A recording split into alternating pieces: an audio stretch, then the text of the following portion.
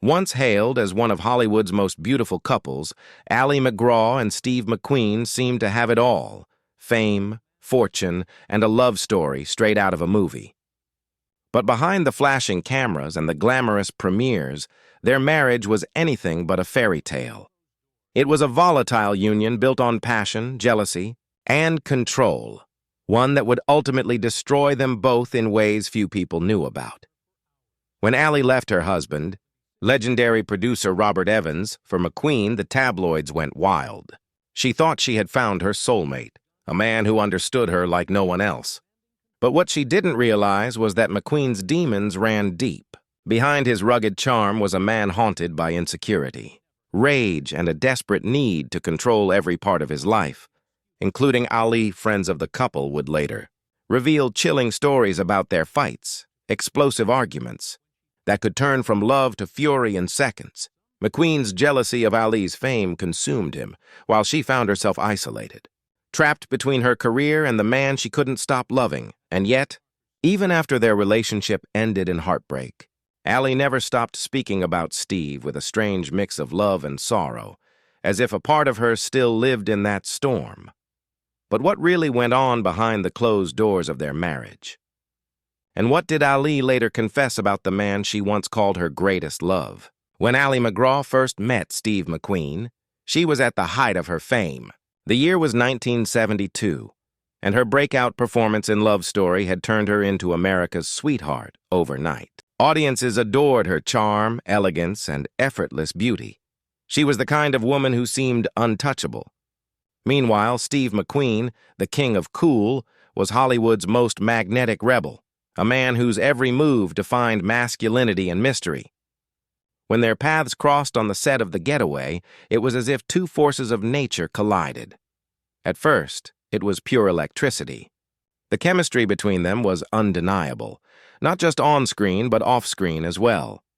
The tension, the glances, the energy, everyone on set could feel it. Both were married at the time. Ally to producer Robert Evans and McQueen to actress Neela Adams. Yet neither could resist what they felt. It was dangerous, passionate, and impossible to hide. Robert Evans, known for his suave confidence and Hollywood power, sensed what was happening. He once said he knew he was losing her the moment she met Steve. McQueen, meanwhile, was drawn to Ally's grace. She represented the sophistication and peace he craved but could never maintain. He had always been a man torn between wildness and stability, and Ally seemed to offer a glimpse of both. Their affair quickly became one of Hollywood's most talked-about scandals. When The Getaway premiered, the tension between them had turned into full-blown obsession. Not long after, Ally left Evans, and within months, she and McQueen were married. The press called them the golden couple. Beauty and danger rolled into one perfect image. But those who knew McQueen understood that beneath his calm, cool surface lay a man consumed by insecurity. His rough upbringing, filled with abuse, abandonment, and poverty, had left scars that no amount of fame could heal. And while Ally thought she could save him, she soon discovered that his inner turmoil would become her own. From the very beginning, the cracks began to show. McQueen didn't like that Ally was a bigger star than he was. He didn't want her taking roles that might put her in romantic scenes with other men. He asked her to give up acting entirely, claiming he wanted a traditional wife, someone who stayed home.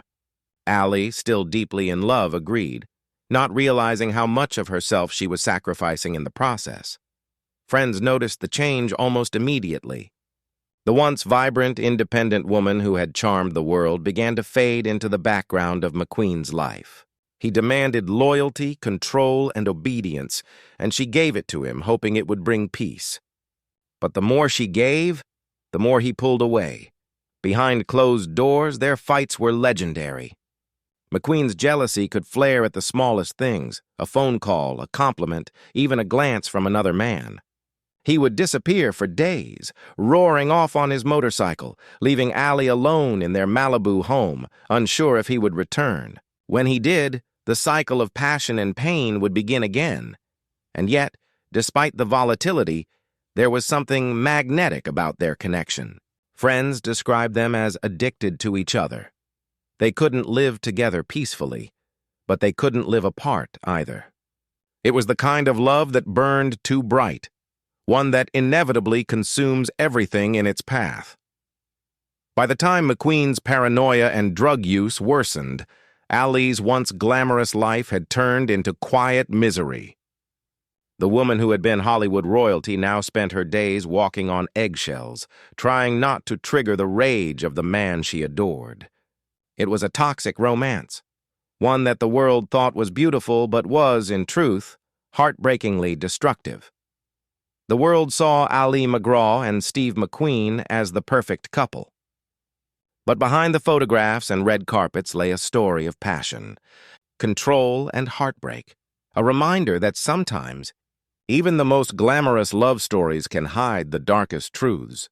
After their whirlwind romance and highly publicized marriage, Ali MacGraw and Steve McQueen seemed to have everything: love, fame, and fortune.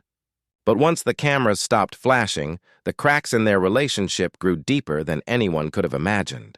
What started as an intoxicating love affair quickly turned into a power struggle, fueled by jealousy, control, and emotional chaos.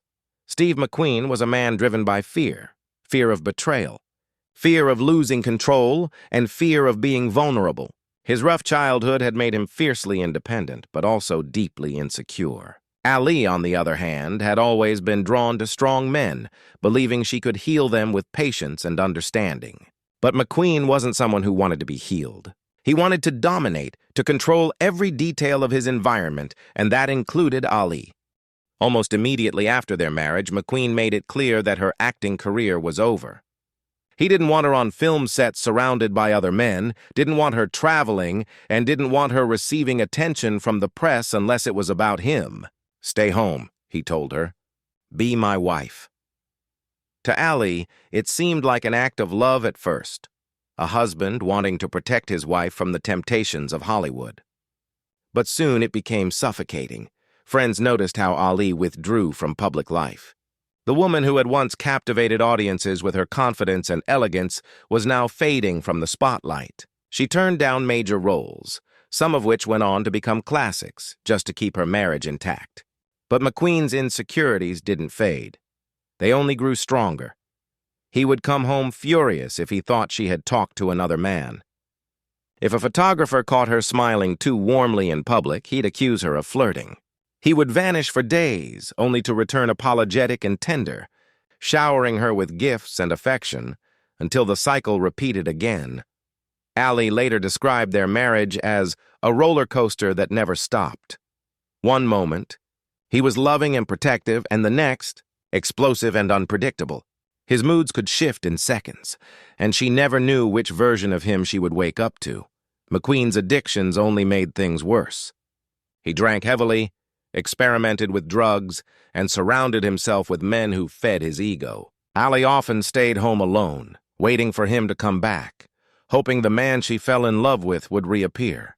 But the longer they stayed together, the more that man seemed to fade away. Behind closed doors, the arguments grew louder and more destructive. Friends reported hearing shouting matches that could go on for hours. Yet, despite it all, Ali refused to give up. She believed that love meant loyalty, that she could somehow reach the wounded boy inside the tough exterior. One of her closest friends later said, Ali thought she could fix him. But Steve didn't want to be fixed. He wanted to win. When Ali tried to reclaim her career, McQueen exploded. He accused her of choosing fame over family, of betraying his trust. What she wanted was independence. What he saw was rejection. Their marriage became a battlefield where love and resentment coexisted, where both were too proud and too broken to walk away. By 1978, their relationship had deteriorated beyond repair. McQueen's jealousy had reached dangerous levels, and Ali, emotionally drained, finally realized that love wasn't enough to survive the storm. When she left, it wasn't with anger, it was with heartbreak. In interviews years later, Ali confessed that leaving McQueen was one of the hardest things she had ever done. "He was the love of my life," she said, "but he was also the man who broke my heart." The world had idolized them as Hollywood's golden couple. But behind that glittering illusion was a woman who had lost herself trying to love a man who could never truly be tamed. Their love story, once written in fire, had burned itself out, leaving behind only ashes, regret, and the haunting question: what might have been if they had met at a different time, in a different way? By the late 1970s, the fiery romance that had once defined Ali MacGraw and Steve McQueen was little more than smoke and ruin. The same passion that brought them together had turned toxic, and both knew it. Ali had reached her breaking point. She could no longer live under the shadow of McQueen's temper and jealousy. Their marriage, once called Hollywood's most passionate, had become a cage. When she finally decided to leave, it wasn't out of anger, but exhaustion. She was tired of walking on eggshells, tired of the emotional roller coaster, and tired of losing herself in a relationship that had consumed her identity. Friends recalled that Ali's departure was quiet, almost sorrowful. There were no dramatic fights or public scandals this time. Just two broken people who had run out of ways to love each other. McQueen, however, didn't take it well. Though he had pushed her away for years, her absence hit him harder than he expected. He tried to move on, diving deeper into his love for cars, motorcycles, and the freedom of the open road. But underneath it all, he carried guilt, the haunting realization that he had destroyed something truly special. Ali, meanwhile, tried to rebuild her life. She returned to acting, slowly reclaiming her independence and self-worth. But the pain of that relationship lingered. In interviews, she would often describe McQueen not with bitterness, but with a strange, melancholic tenderness. "He was impossible," she once said, "but he was also unforgettable."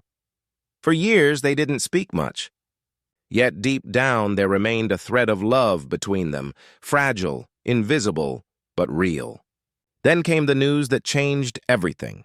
In 1979, McQueen was diagnosed with a rare and aggressive form of cancer, mesothelioma, likely caused by asbestos exposure from his years working around race cars and machinery.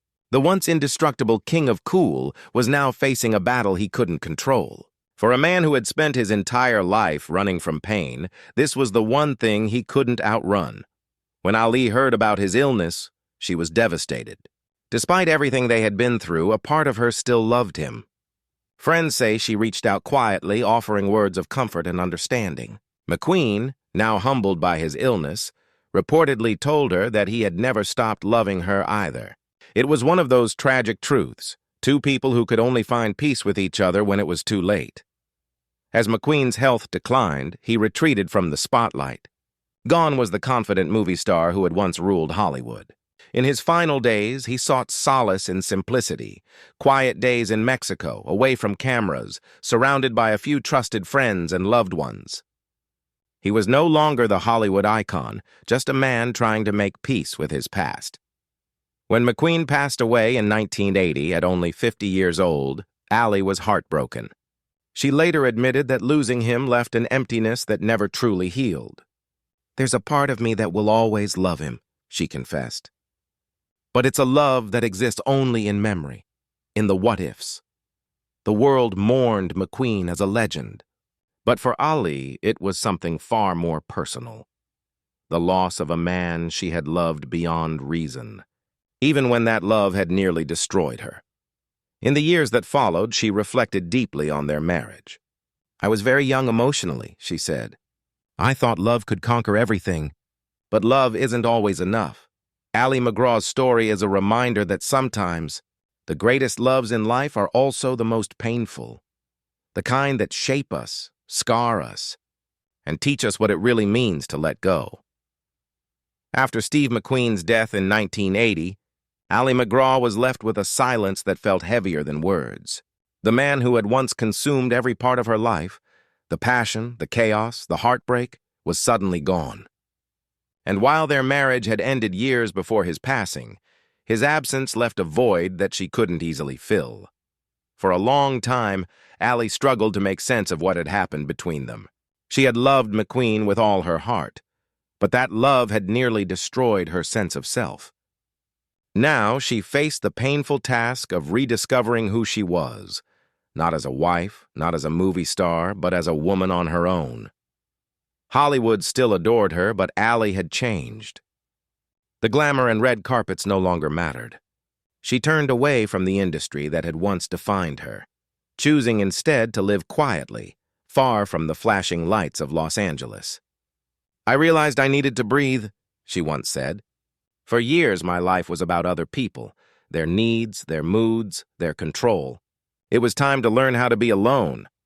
In the early 1980s, she moved to Santa Fe, New Mexico, seeking peace in nature and simplicity. She found solace in art, spirituality, and community work.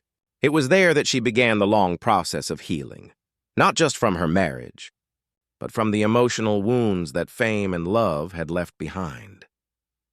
Despite all she had endured, Allie never spoke cruelly of McQueen. In fact, she often defended him. She described him as a man torn between incredible charm and unbearable pain, someone who had never learned how to love without fear. "He was a wounded soul," she said, "and I think we both paid the price for that." Over the years, she became something of a spiritual figure in her own right, admired for her grace, humility, and self-awareness. While many of her peers chased fame, Allie sought wisdom.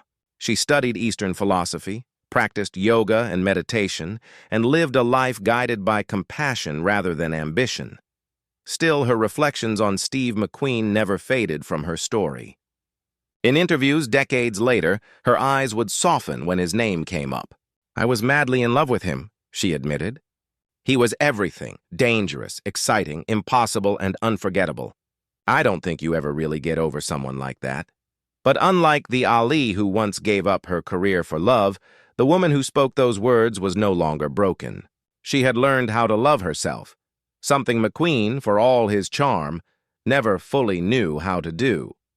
In many ways, Ali MacGraw's journey after Steve McQueen became an act of quiet redemption.